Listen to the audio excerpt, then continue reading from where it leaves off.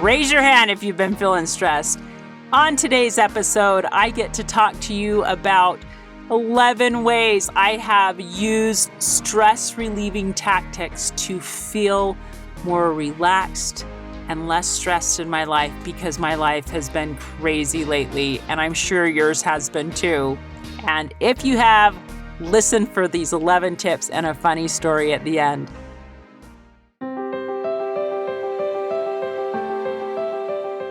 Welcome to Stories of Hope in Hard Times, the show that explores how people endure and even thrive in difficult times, all with God's help.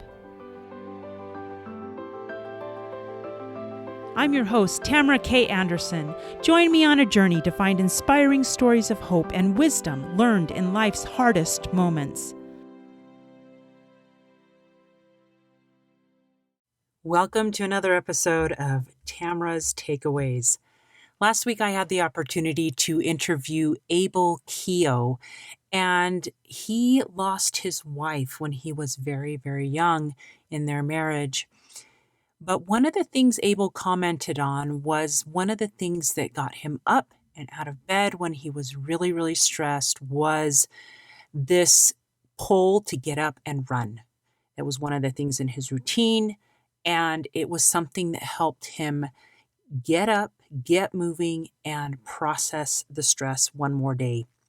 I had an interesting thing happen just yesterday. I have an accountability call with a few fellow authors every Monday morning, and we report how we did last week with our goals, and we talk about our goals for the next week. But I asked my fellow authors, I said, I have been feeling an extraordinary amount of stress lately. And I said, how many of you have been feeling stressed? And I kid you not, almost every hand went up. And what surprised me about that was that so many people are under an extreme amount of stress, not only with the pandemic going on and the racial violence and rioting going on. Every time you turn around, there seems to be one more challenge, one more complication. And this doesn't even include the challenges we're having in our own personal lives with our families and relationships around us. So there is a lot of stress that is prevalent right now. And I found that in the last couple of weeks, with this burden of stress, I've had to start consciously thinking of and working on ways that I can personally relieve stress, like Abel found running as one of his go-to outs to relieve stress. So today I'm going to give you 11 ways that I have proven, not only in the last 2 weeks, but in the last many years of my life, that have helped me relieve stress. Some of them you may have used before, and some of them you may not have ever used before. So I hope that they will be helpful to you in the stresses that you are encountering on a daily basis. Please share them with friends who are stressed out as well. So tip number 1 on how you can relieve stress is prayer. It is one of the most powerful ways to vent and talk to God. There's a great quote by Oswald Chambers which says, "We have to pray with our eyes on God, not on the difficulties." And I think just that shift in perspective of woe is me to, hey God, I'm really struggling down here, and maybe shifting towards Him is a good way to approach our challenges and problems. So prayer is not new. It's been around since Adam and Eve. And praying can help us develop a relationship with God who will guide us and help us through any challenge or stress we may face in life.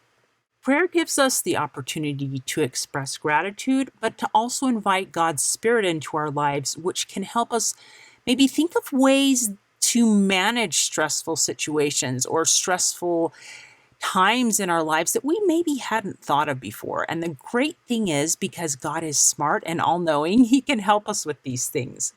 Max Lucado said, "Don't worry about having the right words. Worry more about having the right heart. It's not eloquence He seeks, just honesty." I must tell you, I have found solutions to problems just in the last couple weeks to challenges that I've been facing, that ideas will just pop into my brain. Maybe not while I'm praying, but later in the day, if I have a quiet moment, I'm like, oh, maybe that's because I talked to God about that challenge or stressful situation in my life.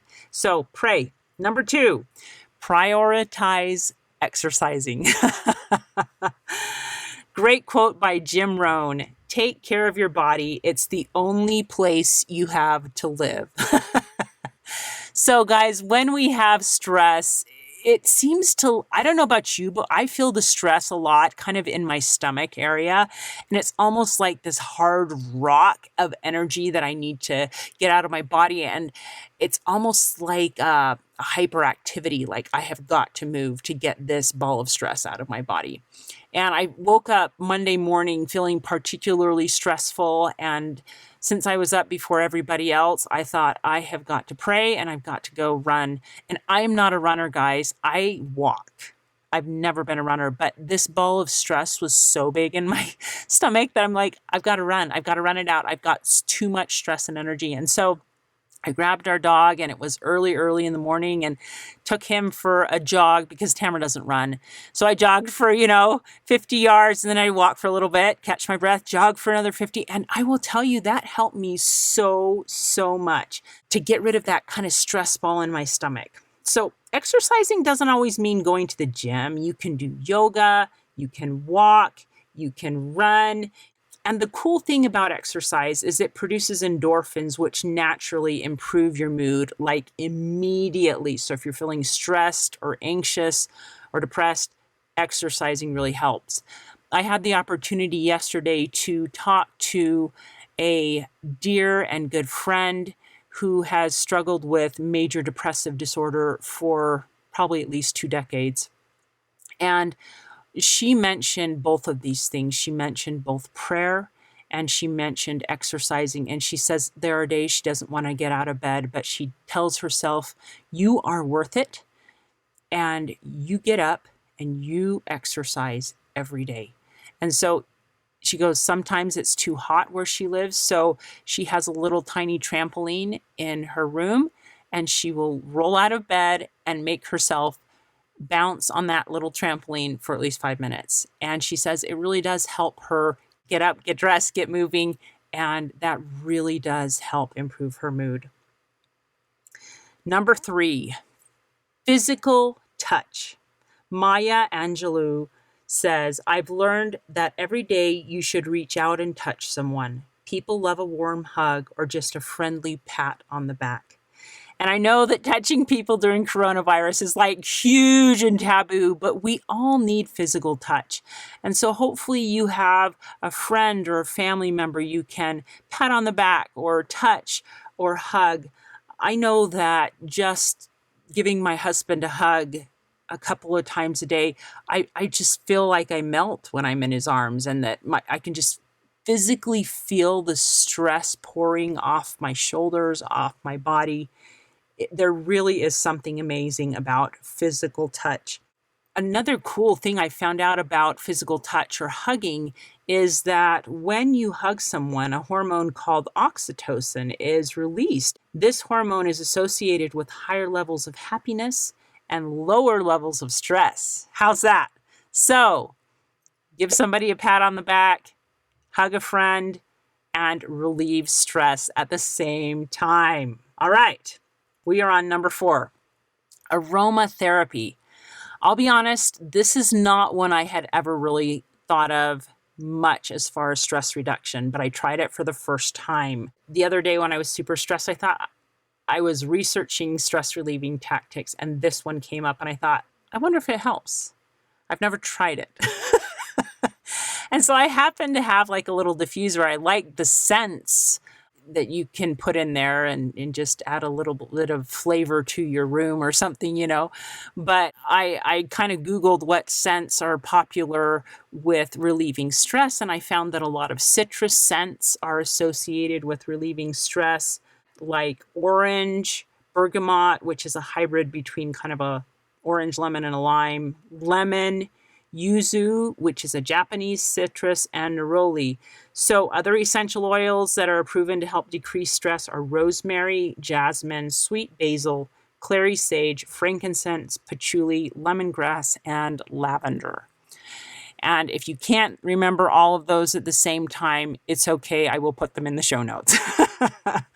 But I'll have to tell you what I did. So I went over to my little diffuser. I filled it full of water and I put a little bit of orange and frankincense in there. And I'll be darned, I just smelling the scents before I put them in the water, I did feel less stressed. I felt more calm. And I was like, holy cow, this works. Why am I not using this like every day? So you may find Tamara using her little aromatherapy diffuser more often now that I've tried it and found that it works. All right, let's go to number 5. Writing or drawing. There's a quote from William Zinsser which says, writing is thinking on paper. The other day when I was super stressed, I sat down and I journaled, and it wasn't pretty. I was just pretty sloppy about it, but I was just writing about why I felt so stressed. And what's interesting is as I wrote about it, I figured out some of the reasons why I was stressed. Sometimes we feel stressed and we're like, I don't know why I'm stressed. There's so much going on, I just can't think of it. So sometimes slowing down and actually writing about it on a piece of paper, it doesn't even have to be in a journal. It can be on regular notebook paper, scrap paper, writing about it, write the stress out. That can be huge and helpful. And sometimes even scribbling in the margins, doing little art or crayons or something like that, those have been proven to help reduce stress as well. I will give you one tip. If you write about a stressful situation that's really bothering you, I had an opportunity to do that once, and then my mentor, Richard Paul Evans, told us to wad that up and burn it. And that was like this huge release. It was so fun to take something stressful that had stressed me out in my life and actually just burn the piece of paper that I wrote about it on. So if you do burn it, just be careful. Do it in a safe place where you're not going to catch anybody or anything on fire. Anyway, so writing or drawing, those are extremely helpful to decrease stress and even process stress. So, number 6, leisure fun. Marianne Robinson said, it's not a man's working hours that is important. It is how he spends his leisure time. I am particularly guilty of not taking enough leisure time. I tend to have my list, I attack it with a fervor, and I'm usually so tired by the time I'm done that I don't take time to do enjoyable things. So I've tried to make a conscious effort to be better at this. Just about a week and a half ago, my husband had the day off, and we took a day date and we went kayaking, and it was so fun. It's one of our favorite hobbies that we do together. It was so soothing to put our hands and feet in the water, to paddle along, to be out in nature. And so making time for leisure activities that de-stress you is huge. I came back from that activity just so relaxed and happy. And yes, you are working muscles, to paddle and stuff like that, but find leisure activities, whether they be sports or sewing or quilting or whatever it is that you enjoy. Maybe it's reading, just curling up and reading things that you really, really enjoy that de-stress you, and make time for them. They are so important. It's important to do something for you every day. And I'm pretty good about reading for myself every day because that's like one of my favorite stress relievers. It kind of take me away on a journey somewhere. And so find some kind of leisure activity that will help you de-stress. Number 7, gratitude. Gratitude makes sense of our past, brings us peace for today, and creates a vision for tomorrow. That's a quote by Melody Beattie. And it's true that gratitude helps us look at the past and be grateful for it, as she says, helps us bring peace for the day. So when you're thankful, it brings you peace. And it helps you create a vision for tomorrow. Surely, if I've gone through hard things in the past, can feel peace today in my stressful times, I can look to the future with peace and love and gratitude. Ralph Waldo Emerson said, "Cultivate the habit of being grateful for every good thing that comes to you and to give thanks continuously. And because all things have contributed to your advancement, you should include all things in your gratitude." Boy, isn't that thought-provoking, that all things we can be thankful for, even the hardest times. And I found that to be true. The most stressful times of my life have taught me the most. And so as we find things to be grateful for every single day, it helps us to be happy and have less stress. Did you know that people who express gratitude are shown to have lower stress, a better mental health, and a better quality of life? You can write down gratitude in a journal. I like to at least write 3 things I'm thankful for every night in my journal, or sometimes when I'm really tired, I just thank God for at least 3 things in my prayer. Joni Emmerling, a wellness coach, explains the benefits of gratitude this way: being grateful for your blessings cancels out negative thoughts and worries. Isn't that cool? They cancel them out. So another benefit to writing down your things you're thankful for is when you're having a particularly bad or stressful day, you can reread, "Oh, look, I remember when that happened, and oh, that was such a great thing, that little miracle in my life," or when I was thankful for that friend that came over and stopped by, and so it helps remind us of things to be thankful for. One of the things, when I was talking to that friend who has the major depressive disorder, she said that she tries to be thankful for at least 3 things every day as well. And that it has blessed her, because so many times when you have depression or high amounts of stress, it's hard to process and think of things outside of your world that you can possibly be thankful for, because the things that drag you down seem so heavy and so weighty. And so actually pausing and thinking of things to be thankful for help pull her back into a more positive outlook on life. So this is something that's proven not only with me, but with hundreds and thousands of others. Number 8, laughter.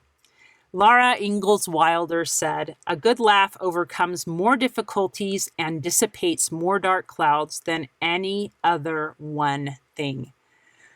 My husband is really cute. He has always been more of a jokester, kind of a sense of humor type guy. And one of the things that he likes to do every day is he finds funny memes that he saves down every day. And then every night after our family scripture reading, my daughter goes, "All right, Dad, show us some funny memes." And he'll sit and scroll through these memes, and we all sit and laugh together.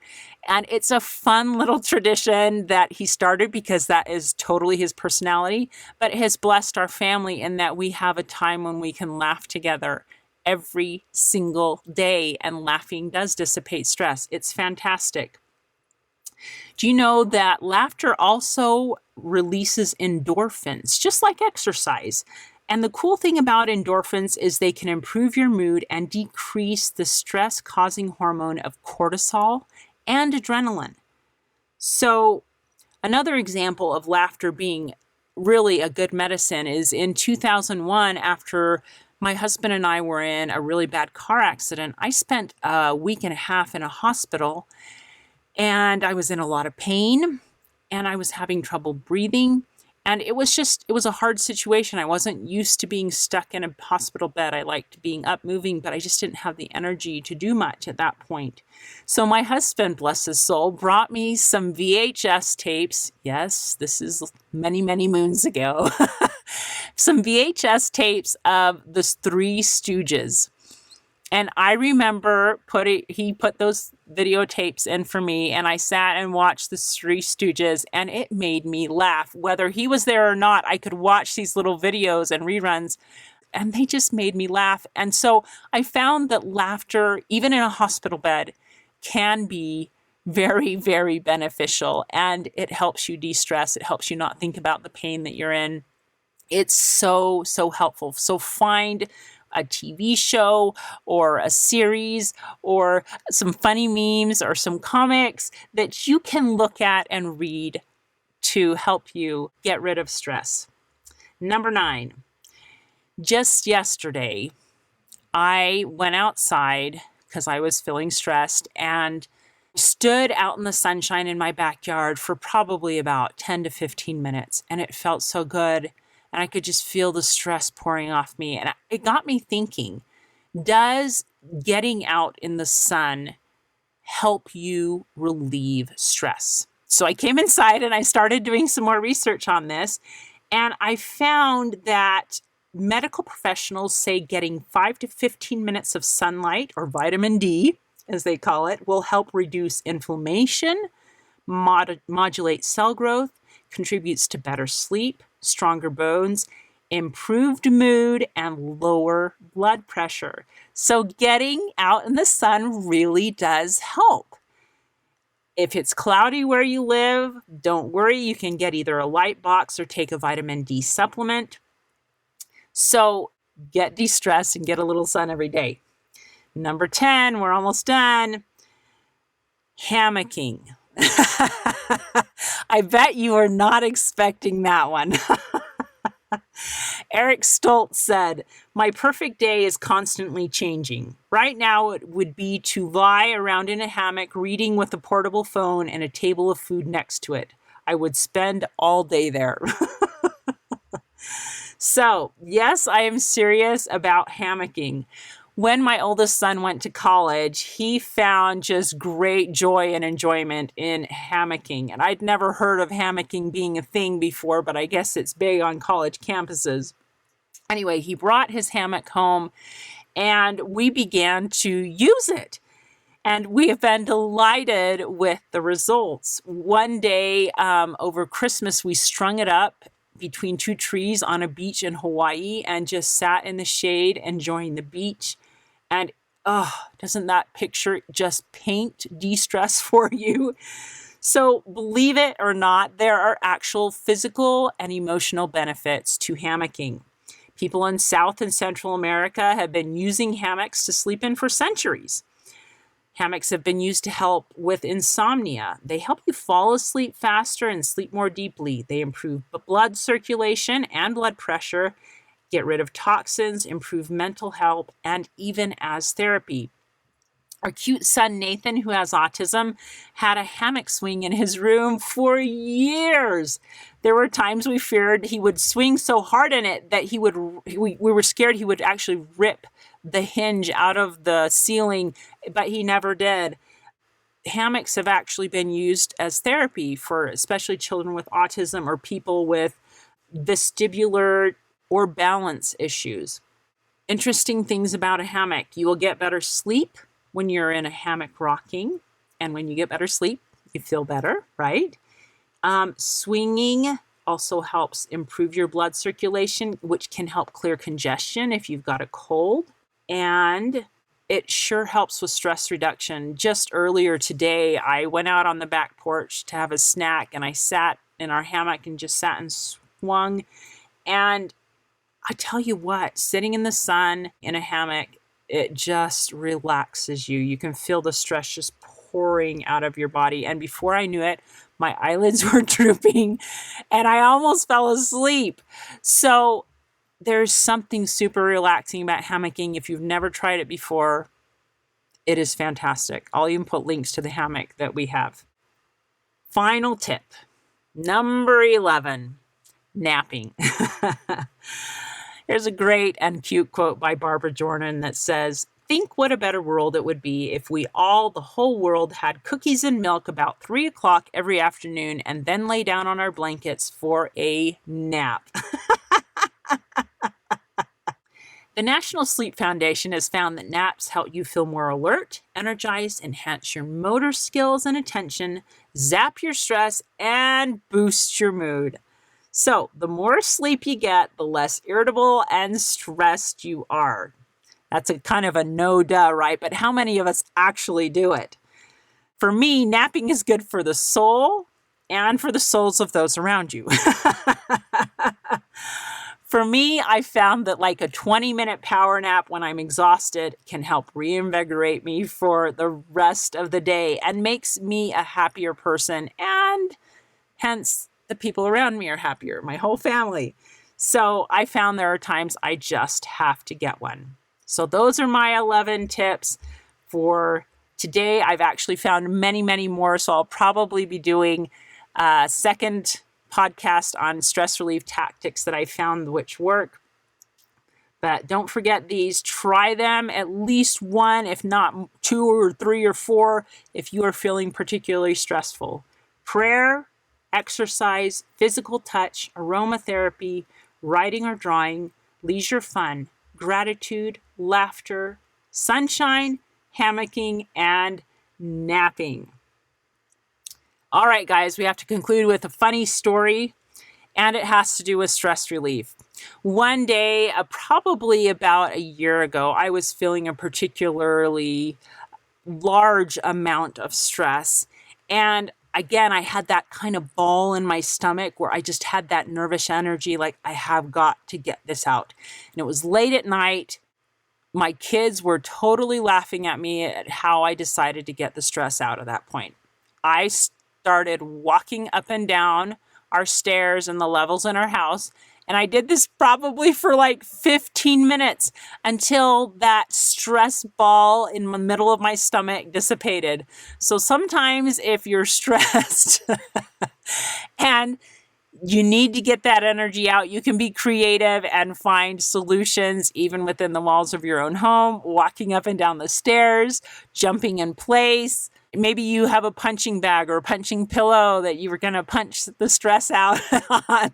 So find creative ways to relieve your stress during these stressful times, and you can feel more reinvigorated and happy like me. Today, I'm doing so much better. I think I'm just going to post a list on my wall of things that help me relieve stress so that they are my go-to things when I'm feeling particularly stressful. I hope this has been helpful to you. Have an awesome and blessed day. Hey, thanks so much for listening to today's show. I know that there are many of you out there that are going through a hard time, and I hope you found things that have been useful today as you listen to the podcast. If you would like to access the show notes from today's podcast, visit my website. It is storiesofhopepodcast.com. That is where you'll find favorite quotes from today's episode and shareable memes. And those are fun because you can share them with your friends on social media. You will also find the links mentioned throughout today's episode so you don't have to remember what those were. And also all the tips that were shared. Sometimes tips are shared so much throughout an episode you forget. What were those great things? So go to the show notes, storiesofhopepodcast.com, to look up these fantastic resources. You know, if someone kept coming to mind during today's episode, perhaps that means that you should share this with them. Maybe there was a story shared or a tip that they really, really need to hear. So go ahead and share this episode with them. May God bless you, especially if you are struggling, with hope to carry on and with the strength to keep going when things get tough. Remember to walk with Christ, and He will help bear that burden. Above all else, remember, God loves you.